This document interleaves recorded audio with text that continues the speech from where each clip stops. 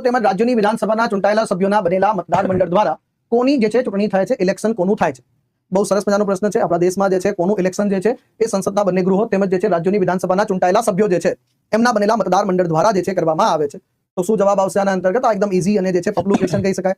આના પ્રશ્નનો જવાબ જે છે આપણને આવડવું જોઈએ. જેમ કે ઘણી વખત હું કહેતો હોઉં છું કે આપણે જે છે જમણવારમાં જતા તો પહેલા 51 રૂપિયાનો ચાંદલો કરતા, અને પછી જે છે હવે સમય જતા જે છે આપણે 151 રૂપિયાનો ચાંદલો કરવા લાગ્યા.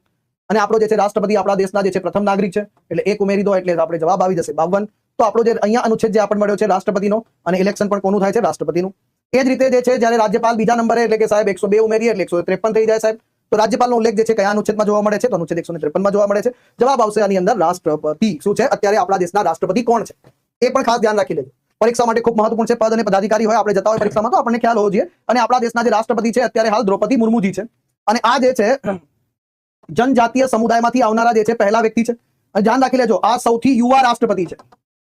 આઝાદ ભારતમાં જન્મેલા પહેલા રાષ્ટ્રપતિ, આપણા દેશના પહેલા એવા રાષ્ટ્રપતિ છે કે જેમનો જન્મ આઝાદ ભારતમાં થયો છે, સ્વતંત્ર ભારતની અંદર થયો છે. કયા સમુદાયથી બિલોંગ કરે છે? તો સંથાલ સમુદાયથી બિલોંગ કરે છે. આમનો જન્મ કયા રાજ્યમાં થયેલો છે? તો ઓડિશા રાજ્યમાં જે છે, ઓડિશાના મયુરભંજ જિલ્લામાં જે છે જન્મ થયેલો છે. આપણા